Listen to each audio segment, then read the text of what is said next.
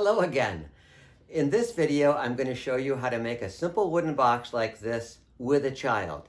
Again, as in all my other videos, the focus is on empowering the child to do as much of the work as they can. Even if they're 4 years old, they can do the bulk of the work on a project like this with your assistance, but so that they feel that it is theirs. It might not look as beautiful as it is if it's built by an adult, but it will be theirs. Our first step will be measuring our wood to the right length. One of the tricks with making a box, in order for the edges to match up perfectly, is ironically to cut the pieces too large except for the bottom piece. We're going to cut them too large, we'll assemble the box, and then we'll cut off the extra bits after we have assembled the box. So this box is about 3 inches long. I'm going to cut my pieces of wood about 3.5 inches long. I'm just going to make marks on them, marks on the wood at 3.5. And when you're doing this with a child, have them make the marks. Match up the ruler. I have 2 pieces for 3.5. These pieces on the end need to be 1/2 inch longer than the wood is wide. Since the wood is 1.5 inches wide, I'm going to make these 2 inches long. Like this. And the next one, 2 inches long. For the bottom, I want to make it exactly the right length. In this case, it's 2.5 inches long, since we're subtracting 1/4 inch and 1/4 inch from there. So 2.5 inches long. There, in the end, I should have measured out 5 pieces of wood, the 2 sides, the 2 ends, and the bottom. Now we're going to cut our pieces. I'm using the miter box because the wood is small and because the miter box easily gives me straight cuts, perpendicular cuts across the wood. And it's really easy to set up for a child to do the work all on their own. So I highly recommend the miter box. I know I've said it in other videos. You'll hear me say it again and again. Great tool to start with, really easy for kids to use.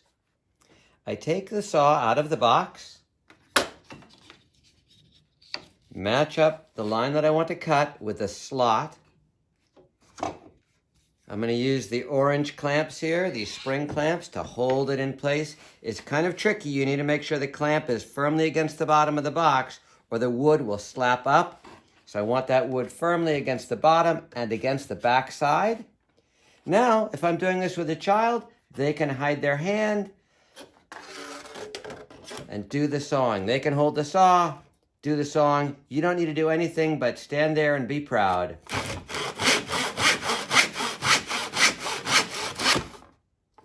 Now we're ready for the messy part of this job. We've got our 2 sides, our 2 ends, our bottom. We're going to glue it all together and then hold it in place with rubber bands until the glue dries. You can see I've put a rag underneath my work so I don't make a mess on my work table. I'm going to glue one end on using the edge of the wood. And then I'll glue the bottom in place. Then I'm going to go glue the other end on, and then we'll put on the other side. Now it might seem like this is the part of the job that you just do for the child, but please don't. Even if the child is 4 years old, you can assist them in doing the job for themselves.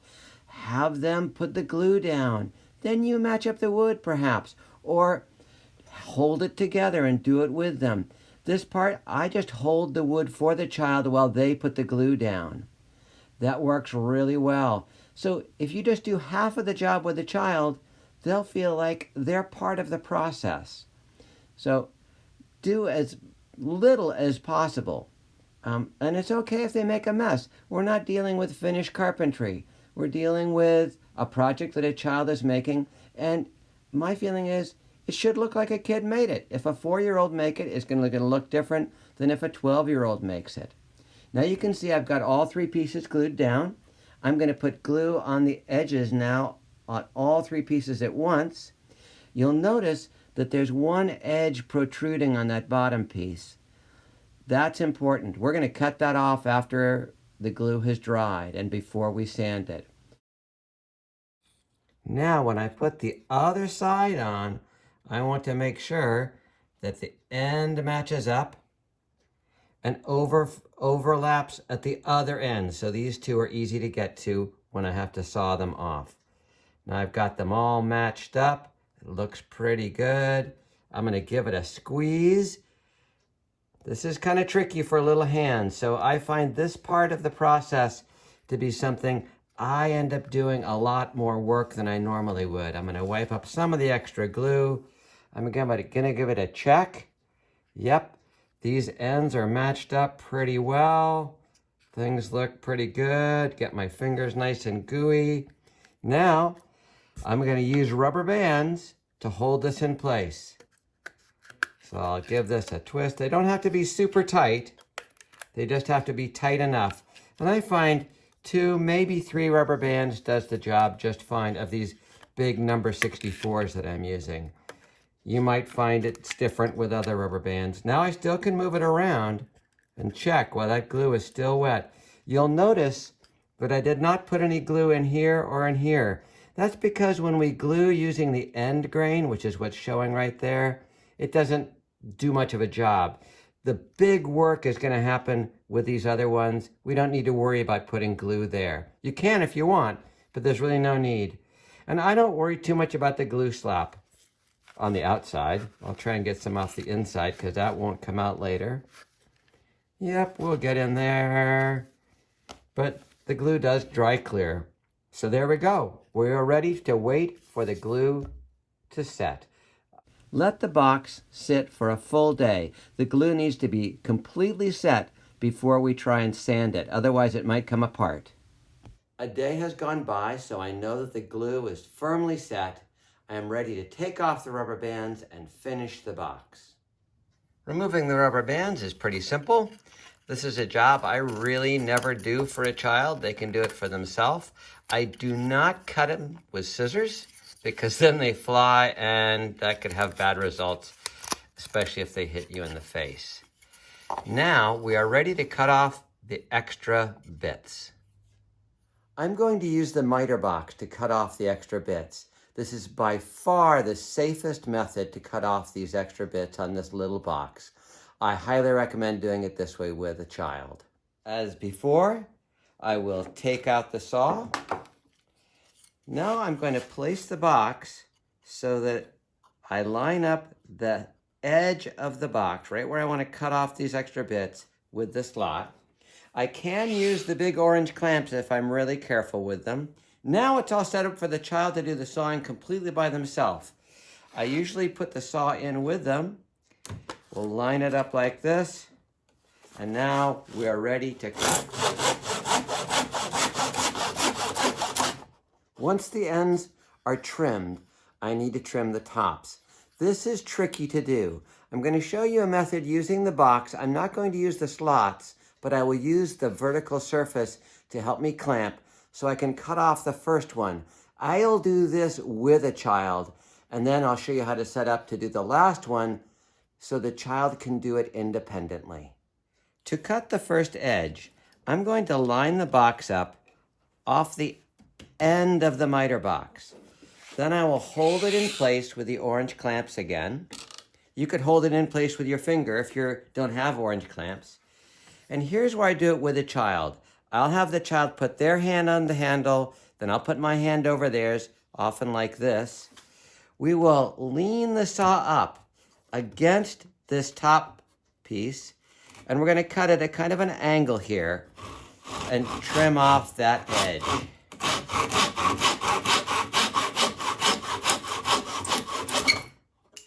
I held onto it really tightly so I didn't cut the table. That's really important. You don't want to cut the table underneath. So I do not let a child do this all on their own, even an older kid, at least the first time they make the box. Now we're ready to cut off the last bit. I'm going to line up the box with the slot. I'll use the orange clamps again. Can be a bit tricky to do this. All I need to do is get close because I'll sand off the extra bits.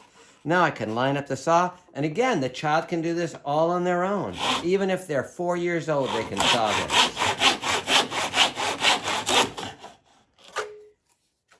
now we are ready for the final step on our little wooden box. We're going to sand off all the roughness, all the sharpness, and we're going to make those bits that we just cut flush by sanding them a whole lot to make them all feel like one surface. I have a phrase I use with children: your fingers never lie. That will guide them a lot with the sanding part of this. They want to feel with their fingers wherever they feel unevenness or they feel roughness or sharpness. They want to sand that until it's smooth, round, and even. I find it works best to have a sanding block. If you don't have one already, just wrapping a piece of sandpaper around a block of wood and using staples or thumbtacks to hold it in place, that works great. You can even make a different size for different sized hands. So I'm going to sand all the roughness off here, just like this. I'm going to rub and rub and rub and rub and rub and rub and rub, and then I'll feel it with my fingers. I often close my eyes when I'm doing it with kids to demonstrate. Close your eyes, feel it with your fingers. Up, I feel an edge. Now I'll sand it. I won't bore you by showing you the entire process of me sanding the box. However, I do want to take this time to talk about children and sanding. It takes time and patience to sand. It also takes some strength, especially for younger children. I find that sharing the task works really well. I do not do it for the child. Otherwise, it becomes my project and not theirs, and they end up watching me work on it. So I'll do something like, hey, I'll sand this part, you sand that part, and we'll go back and forth. Either that or, hey, let's do a little bit now, and then let's go do something else and come back at it. It really depends on the child, what their tolerances for frustration are, but this is a great way to build tolerance and also to build a concrete concept of patience and the nature of hard work. Sanding the inside can be tricky. I find it really helpful to use the edge of my sanding block. Now I can come in like this, and I can get that edge rounded and smooth. And here we are. It's all done. The edges have been sanded flush, everything's smooth and round. It's ready to hold all kinds of treasures. I hope you've enjoyed watching this video and find it useful in doing woodworking with a child. See you next time.